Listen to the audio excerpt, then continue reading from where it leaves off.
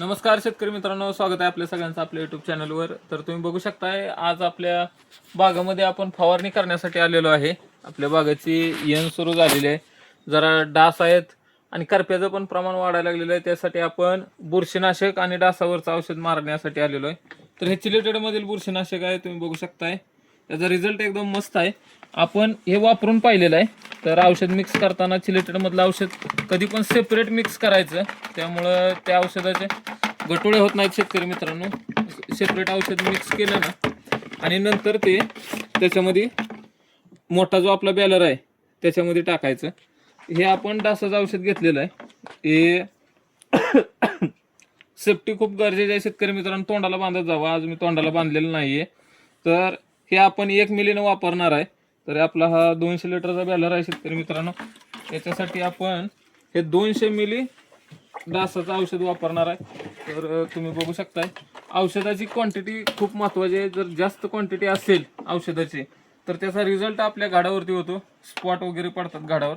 आपण हे खाली मारणार आहे आणि थोडंसं वरती मारणार आहे। जर येण सुरू झाला असेल तर हे औषध डासासाठी नक्की वापरून पहा, याचा रिझल्ट एकदम मस्त आहे।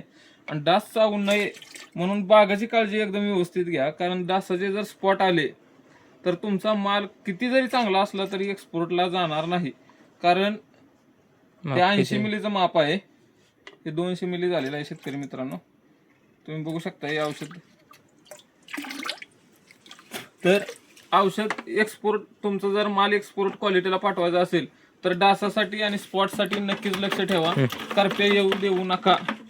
हे बघू शकताय आपण औषध मिक्स केलेलं आहे। आता याच्यामध्ये तुम्हाला कसल्याच प्रकारच्या गटोळ्या दिसणार नाहीत। याच्यानंतर हे याच्यामध्ये मिक्स करून झालेलं आहे, एकदम व्यवस्थित मिक्स झालेलं आहे शेतकरी मित्रांनो। हे जे औषध आहे ते आपण इथून खाली मारणार आहे, या बुंदेवरती बुरशीनाशक आणि जमिनीवरती डासासाठी।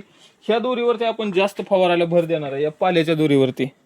कारण काय होतं, याच्यामध्येच डास बनण्याची प्रोसेस सुरू होते। ही जे आपल्या केळीचं पालं पडलेले आहेत घडी येण सुरू झाल्यानंतर, हे बघू शकताय तुम्ही, याच्यामुळेच डास बनण्याची प्रोसिजर सुरू होते। इथून डास बनण्याची प्रोसिजर सुरू होते। तर याच्यासाठी आपण ह्या दोरीतूनच जाणार आहे, ही दोरी फवारणार आहे। महत्त्वाची ही दोरी आहे, कारण डास बनण्याची प्रोसिजर ह्याच दोरीतून सुरू होते। तर तुम्ही बघू शकताय जरा आपल्या बागेत करप्याचं प्रमाण आलेलं आहे, पोटॅशचं प्रमाण कमी पडल्यामुळं हे झालेलं आहे। तर पोटॅश थोडंसं कमी पडत असल्यामुळं हे करपे आलेलं आहे। तर याच्यावर आपण पोटॅश सोडतानाचा एक व्हिडिओ तुम्हाला नक्कीच दाखवूया। त्यानंतर आपला बघा तुम्ही करप्या लगेच कसा कमी येतोय। भेटूया पुढच्या व्हिडिओमध्ये। चॅनलला लाईक करा, शेअर करा, सबस्क्राईब करा। धन्यवाद।